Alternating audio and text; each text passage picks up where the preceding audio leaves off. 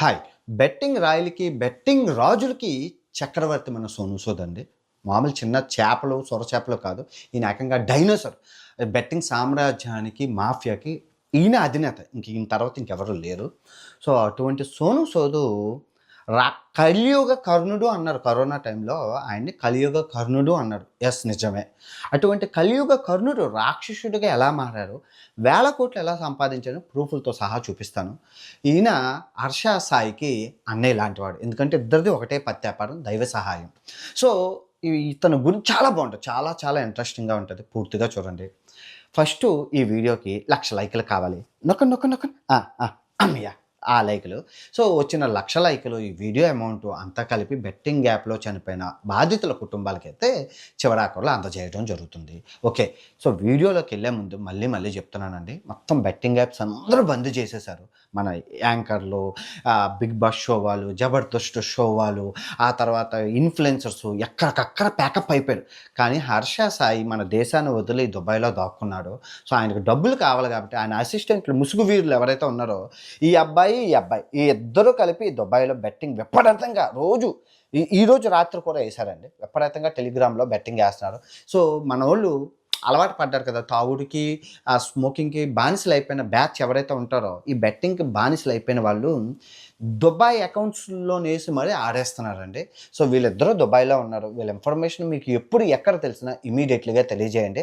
తర్వాత యాక్షన్ అనేది మన ఇండియన్ గవర్నమెంట్‌తో ఎలా చేయాలి అన్నది నేను చెప్తాను. ఓకే. ఇది పక్కన పెట్టండి. ఇది హర్ష సాయి చేయిస్తున్నాడు. Please be careful. ఈ దుబాయ్‌లో ఉన్న వాళ్ళు ఎవరైనా ఉంటే గనుక చాలా జాగ్రత్తగా ఉండండి. ఈ బెట్టింగ్ ఊబిలో పడకండి. ఓకే. ఇప్పుడు పాయింట్‌లోకెళ్తే మన సోనూ సూద్ గారు స్వతహాగా చాలా పేదవాడండి. చాలా చాలా పేదవాడు. సో, అటువంటి ఆయన సినిమాల్లోకి రావాలి, సినిమాలో యాక్ట్ చేయాలని కోరుకుండేది. సో, అదే విధంగా వచ్చాడు. వచ్చి ముంబై సినిమా అని తిరుగుతుంటే బాలీవుడ్‌లోని ఒక పెద్దాయన, "నువ్వు సినిమాలో యాక్టింగ్ కన్నా మోడలింగ్‌కి బావుంటావు. నీ ఫిజిక్ బావుంది" అంటే, ఆయన జిమ్‌లు అవి చేసి మోడల్‌గా, ఇప్పుడు అమ్మాయిలు మోడల్‌గా ఎలాగో ఉన్నారో ఈ అబ్బాయి. ఎంత ప్రొడక్ట్స్‌కి బ్రాండ్ అంబాసిడర్‌లుగా ఉంటారు. ఒకళ్ళు ఈ ఫోన్ కొనాలన్నా, టీ షర్ట్‌లు కొనాలన్నా అలాగా. సో, చిన్న చితకా చేసుకొని మంచి సెటిల్ అయ్యాడు. తర్వాత తమిళ్ మూవీస్‌లో ఆయనకి అవకాశం వచ్చింది. సెట్ అయ్యారు. సో, ఆ తర్వాత 'అరుంధతి', మన మూవీలు ఏవైతే ఉన్నాయో 'పూరి జగన్నాథ్' గారి మూవీలు, తర్వాత 'అతడు' మూవీలు ఇయన్నీ రావడం వల్ల మన తెలుగోళ్ళందరికీ పరిచయం అయ్యాడు. ఒక మంచి విలన్‌గా, ఓ మోస్తారు విలన్స్ అందరిలో 'ప్రకాష్ రాజ్' గారు, 'సోనూ సూద్' అలాగా మంచి బానే ఉన్నది. అంతా బాగా ఉంది. మీ అందరికీ తెలుసు. సో, కరోనా మహమ్మారి వచ్చింది. సో, కరోనా మహమ్మారి వచ్చేటప్పుడు, సో, ఈయన అందరూ లాక్‌డౌన్‌లో ఉన్నట్లు ఈయన కూడా లాక్‌డౌన్‌లోనే ఉన్నాడు. సో, లాక్‌డౌన్‌లో ఉండేటప్పుడు, సో, లాక్‌డౌన్‌లో ఎక్కడికక్కడ ఉండిపోయి పాపం వాళ్ళు ఈ గమ్యస్థానాలు చేరడానికి చాలా వలస కూలీలు ఉంటారు కదా! వాళ్ళు రోడ్ల మీద నడుచుకుంటూ వేల కిలోమీటర్లు నడవడం చూసి మన సోనూ సూద్ గారు చాలా ఫీల్ అయ్యి, సో, వలస కూలీలకి బస్సులేయించి పంపించడం మొదలుపెట్టారు. సో, నిస్వార్థంగా చేశాడు. ఏ ఏమీ ఆశించకుండా చేశాడు. సో, మీడియా ఆయనకి ఫుల్ సపోర్ట్ చేసింది.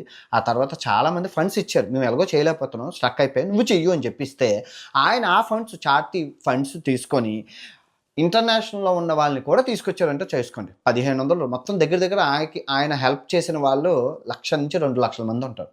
ఏది? ఈ ట్రాన్స్‌పోర్టేషన్ విషయంలో, వలస దారులు ఇంకా చాలా చాలా చేశారు. సో, అంతా ఓకే. అంటే ఆయన ఈ కరోనా టైంలో ఇంకా చాలామంది సెలబ్రిటీలు చేయలేదా అంటే చేశారు. అందరూ చేశారు. చాలామంది చేశారు. ప్రతి ఒక్కళ్ళు వాళ్ళు రాకపోవడానికి కారణం ఈయనకి చాలా అందరూ మీడియా సపోర్ట్ చేసింది. జనాలు సపోర్ట్ చేశారు. కలియుగ కర్ణుడు దేవుడు పుట్టాడు మళ్ళీ అన్నాడు. కర్ణుడు మళ్ళీ పుట్టాడు అన్నాడు. కట్ చేస్తే ఈ కర్ణుడు కాస్త రాక్షసుడు అయిపోయాడు. ఎందుకు అయిపోయాడు అంటే సినిమా పిచ్చి. Same to same Harsha Sai విషయంలో కూడా జరిగింది. హర్ష సాయి కూడా ఒక సినిమా తీశారు. 'మెగాలాడో' ఏదో సినిమా మీరు చూసుకోవచ్చు. సో, ఆ సినిమా కోసం అని చెప్పి ఆయన చేసిన హర్ష సాయి చేసిన ప్రతి సహాయంలో బెట్టింగ్ ఉంటది. పిల్లలకి 5 స్టార్ హోటల్‌కి తీసుకెళ్లారు. కానీ పిల్లలందరితో కలిపి బెట్టింగ్ యాప్‌ని కట్ చేస్తారు కేక్. మీ అందరూ చూసారు. తర్వాత ఒక ఆయనకి గేదెలు కొనిచ్చాడు. కానీ గేదెల్లోని పక్కన పెడితే పక్కన బెట్టింగ్ యాప్ ఉంటది.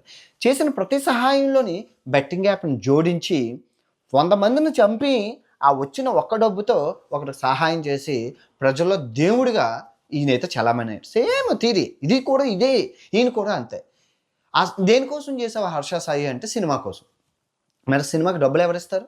ఎవరు ఇవ్వరు కదా! సో, అది చేశారు. సేమ్ ఇతను కూడా సినిమా మీద పిచ్చి, సినిమా మీద కసితోని 2025లో రిలీజ్ అయింది. ఇప్పుడే నిన్న రీసెంట్‌గా రిలీజ్ అయింది. 'ఫచ్' మూవీ అని చెప్పి మీరు చూసుకోవచ్చు. బడ్జెట్ 50 కోట్లు. మనోడే ప్రొడ్యూసర్, మనోడే డైరెక్టర్, మనోడే అన్నీ. మీరు చూసుకోవచ్చు. వాళ్ళ వైఫ్ ఉంటది ప్రొడ్యూసర్ కేటగిరీలోని. మొత్తం అందరూ ఈడే. ఈయనకి 50 కోట్లు ఎక్కడి నుంచి వచ్చాయి? ఈయన చూస్తే సహాయం చేసేస్తారు. దానం ఇచ్చేస్తున్నారు కదా! 50 కోట్లు ఎక్కడి నుంచి వచ్చాయి?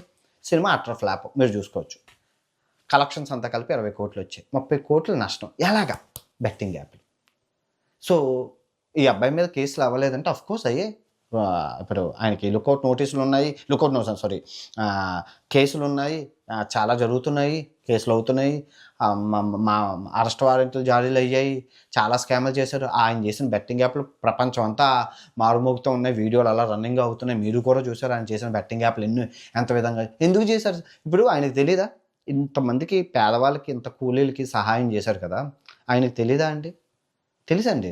తెలిసినా కూడా ఎందుకు చేశారంటే, ఇక్కడ ఒక విషయం చెప్తాను. కలియుగ కర్ణుడు అన్నప్పుడు నాకు చాలా హ్యాపీ అనిపించింది. యెస్, కలియుగ కర్ణుడు.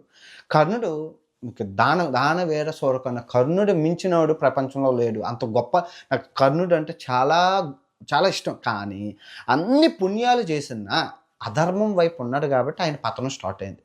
సో, నువ్వు అంటే ఎన్ని పాపాలు చేసినా ధర్మం వైపు ఉండడం అంటే మరి శ్రీకృష్ణుడు కూడా చాలా చేశారు. కానీ ఆయన ధర్మం వైపు ఉండి చేశారు. ఈయన అధర్మం వైపు ఉండి చేశారు. సో, ధర్మానికి అధర్మానికి ఇక్కడ తేడా మీరు గుర్తుపెట్టారు. శ్రీకృష్ణుడు కూడా ఎన్నో మందిని చంపించలేదు ఆయన తెలివితోని. కానీ ధర్మం వైపు ఉండి చేశాడు.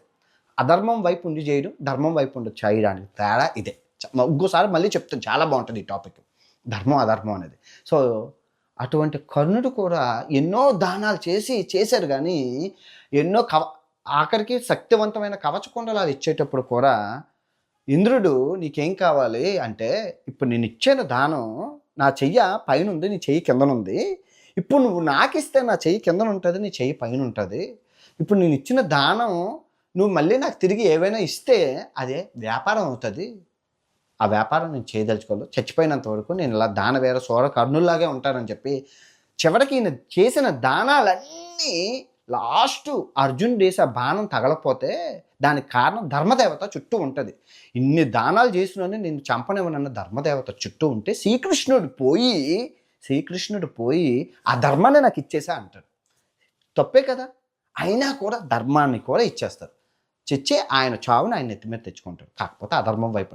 సో, అటువంటి కర్ణుడు మన దేశంలోనే పుట్టాడు. భారత హిందూ ధర్మం ఏ రోజు ఇవ్వడమే కానీ తీసుకోవడం తెలియదు. వ్యాపారం చేయలేదు దానాన్ని వ్యాపారం. కానీ ఈ దుర్మార్గులు ఎవరైతే ఉన్నారో ఈ హర్ష సాయి, సోను సూద్ ఇద్దరు అన్నదమ్ములు, ఇద్దరు మాట్లాడుకుంటారు. ఇద్దరిది ఒకటే పత్యాపారం. ఇద్దరు ఫేమస్.